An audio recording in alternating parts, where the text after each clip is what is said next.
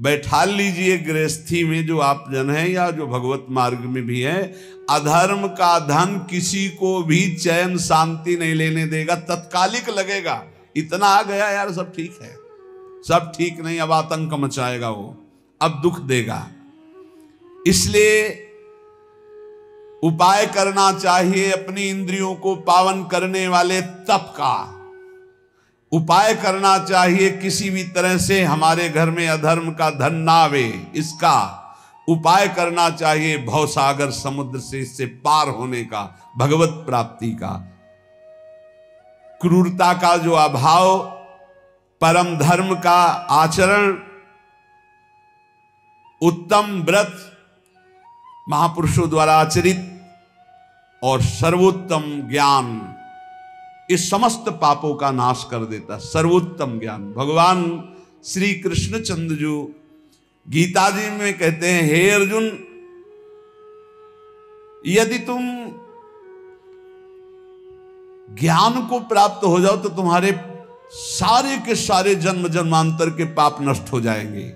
अपि चेदसि पापेभ्या सर्वेभ्या पाप कृतमः सर्वम ज्ञान प्लवेनैव ब्रजिनम संतिष्यसि। अगर तू सब पापियों में भी अधिक पापी है तो भी तू ज्ञान के द्वारा निसंदेह संपूर्ण पाप समुद्र से अच्छी तरह तर जाएगा, पक्की बात है। अपि चेदसि पापेभ्या सर्वेभ्या पाप कृतमः, पाप करने वाले की 3 श्रेणियां होती हैं। एक होती पापकृत, मैंने पाप किया, पाप करने वाला, और एक होता है पाप कृतर, 2 पापी उनमें से एक अधिक पाप करने वाला। तीसरा होता है पाप कृतम, समस्त पापियों में सबसे बड़ा पापी। तो भगवान कह रहे पाप कृतमः, यदि तू सबसे बड़ा पापी है और तू ज्ञान प्राप्त कर ले तो तू सारे पाप से मुक्त हो जाएगा। भगवान का एक कथन सबको आश्वासन देता है, जो प्रश्न करता बोलते मैं बड़ा पापी हूं, क्या मेरा भी उद्धार हो जाएगा? तो भगवान यहां कह रहे अपि चेदसि पापेभ्यः सर्वेभ्यः पाप कृतमः, पाप कृतमः माने सबसे बड़ा पापी।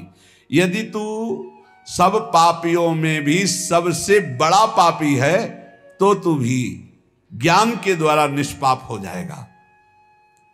पापों का त्याग करने में और भी साधन बताए गए हैं, लेकिन पूर्ण रूप से सबसे ज्यादा पाप करने वाला भी पावन हो जाए वो ज्ञान है, चाहे जितना बड़ा पापी हो।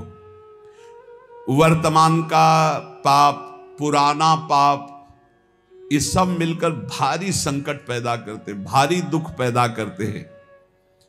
पुराने पाप बाधा रूप में आते हैं, वर्तमान का पाप जलन, डिप्रेशन, विक्षेप ये तत्काल देते हैं। पुराना पाप बाधा पहुंचाता है। आप सही ढंग से चल रहे हो भगवत मार्ग में और आया एकदम टांग मारी के सब उलट पलट कर दिया। अब उस समय भगवान का दृढ़ भरोसा, नाम जप, तो फिर संभल सकता नहीं, ऐसी टांग मारता है बिल्कुल नष्ट ही कर देता है। पुराना पाप पूर्व जन्म का ऐसा आता है, संभल के रहना चाहिए। बड़े बड़े को देखा फिसलते हुए। वर्तमान का पाप विक्षेप पैदा करता है, जैसे आपसे कोई गलती हो गई तो अब भजन में विक्षेप पड़ेगा। आपसे वर्तमान में कोई अब अशांति पैदा हो, जो ज्यादा मनमानी आचरण करोगे तो मन संकल्प विकल्प इतना सोच में चला जाएगा कि फिर आपको लगेगा कि वो क्या कहते हैं, वही जो मानसिक रोग होता है, डिप्रेशन आ गया। ये वर्तमान के पाप, वर्तमान में आप पापाचरण कर रहे हैं इसलिए ऐसा हो जाता है। जिसे आप जानते ही नहीं कि आप पापाचरण कर रहे हैं, वो पापाचरण है। यदि वर्तमान का पाप छोड़ दे तो बुद्धि शुद्ध हो जाए तो पूर्व के पाप को भोगने में कोई परेशानी नहीं होती। ये बात, ये जो पूर्व का पाप आता है ये दंड रोग में आएगा, रोग रूप लेके या विक्षेप रूप के, या कोई घटना बन जाएगा पूर्व का पाप। अब उसे कैसे बचा जाता है? जैसे परमार्थ में आया, मार हाहाकार मचा दिया, उलट पुलट सब कर दिया।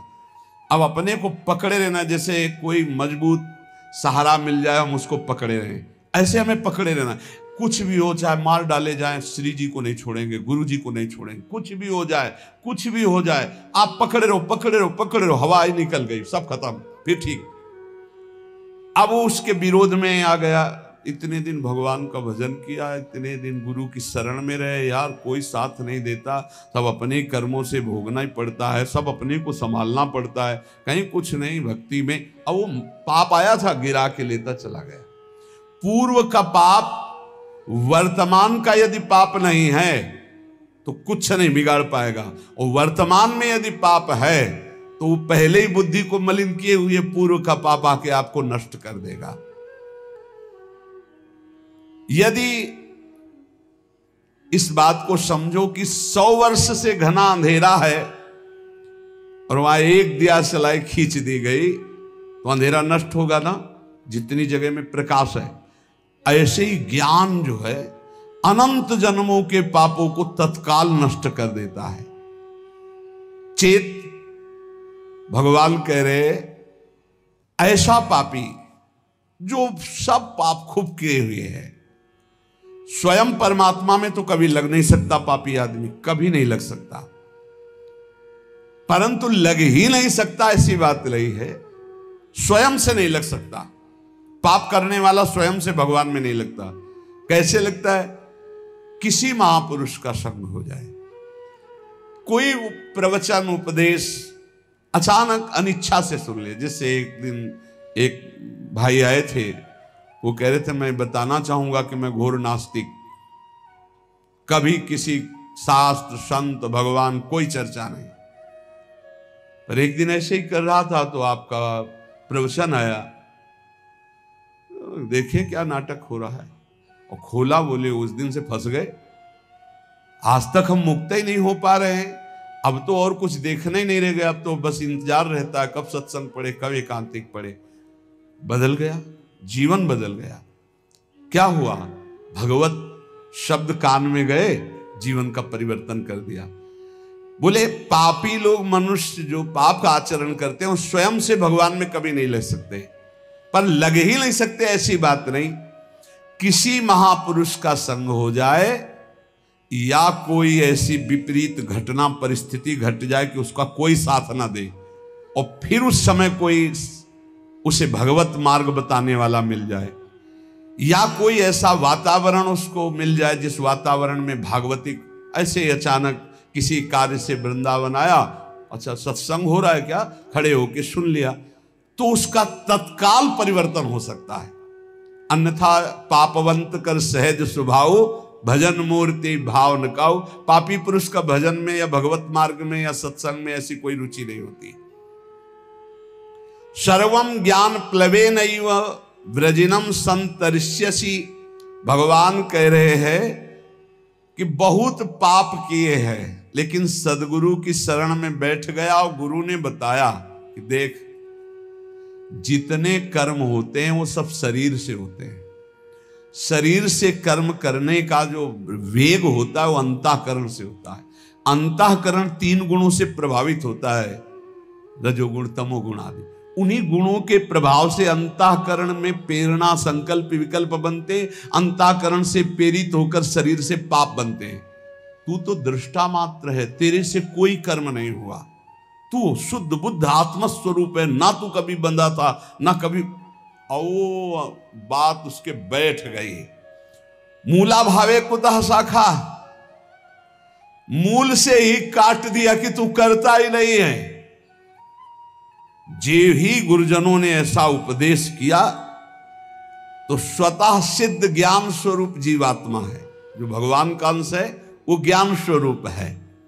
जे ही उसको ये ज्ञान हुआ कि अरे मैं तो बड़ा भ्रम से फंसा हुआ था, अब तो शरीर से पाप होने नहीं देंगे और अंतःकरण में कोई पाप संकल्प बनने नहीं देंगे, क्योंकि अभी तक मैं समझ रहा था कि मैं ही करता हूं। अरे ये तो अंतःकरण गुणों से प्रभावित होकर गुणानुगुण वर्तन्ते मनुष्या पार्थ सर्वसा।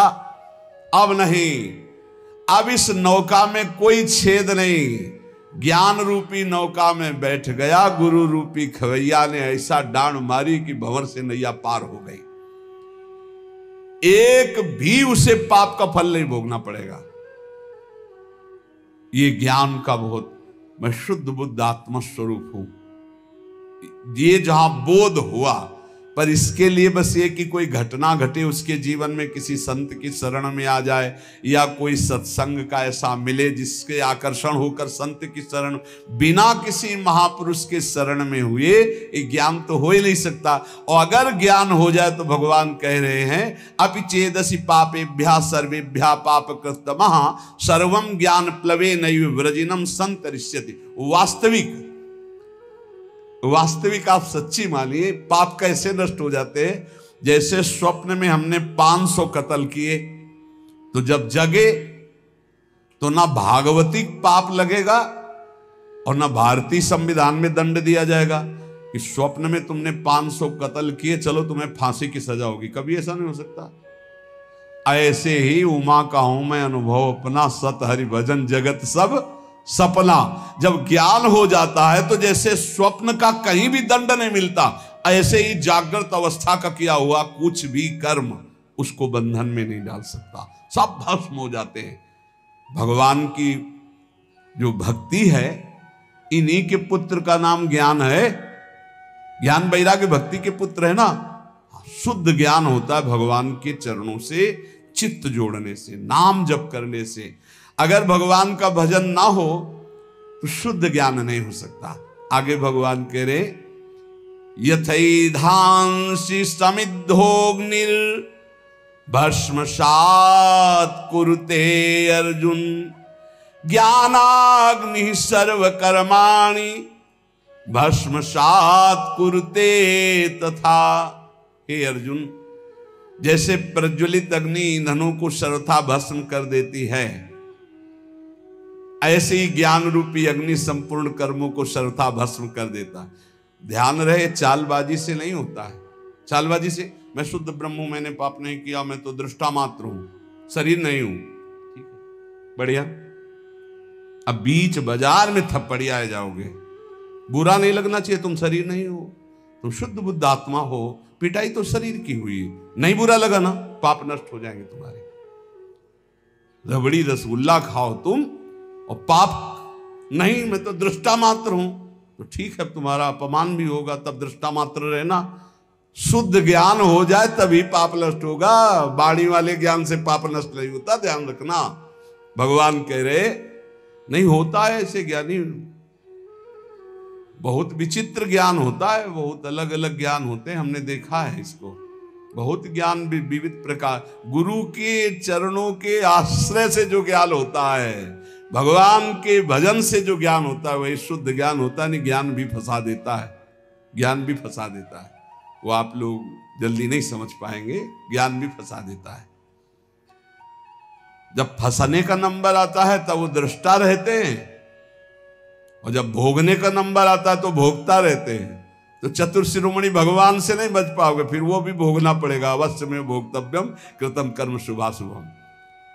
यथै धांसी समिध्योग्निर्भस्मसात् कुरुते अर्जुन ज्ञानाग्नि सर्वकर्माणि भस्मसात् कुरुते तथा। परम सत्य बात, अर्जुन जैसे प्रज्वलित अग्नि ईंधन को सर्वथा भस्म कर देती है, ऐसे ज्ञानाग्नि संपूर्ण कर्मों को भस्म कर देती है।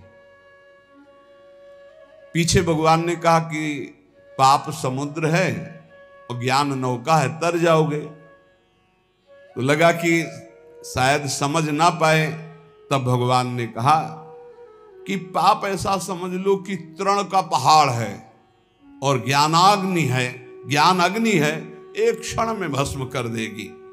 ज्ञानाग्नि सर्वकर्माणि भस्मसात् कुरुते तथा। जैसे ढेर सारा पहाड़ लगा हो, काष्ठ का, तृण का, रुई का, और एक दिया सलाई लगा, सब भस्म हो गया। ऐसे एक ज्ञान, केवल ये, मैं स्थूल शरीर नहीं हूं, मैं सूक्ष्म शरीर नहीं हूं, मैं कारण शरीर नहीं हूं, मैं आत्मस्वरूप हूं। आ गया ज्ञान। बहुत कठिन है, इसी की यही गंगा किनारे का जीवन था। ये बहुत कठिन भाई। जब भूख लगती प्राणों को ना, तब दृष्टा नहीं रहता, भोगता रहता है कि यार कहीं एक रोटी मिल जाए। तो जब प्यास लगती है ना, तो ये चिंतन नहीं रह पाता कि प्यास तो प्राणों का धर्म है, मेरा धर्म थोड़ी। तो फिर लगता है बहुत विचित्र है। शरीर आसक्ति गुरु कृपा से, गुरु सेवा से नष्ट होती है।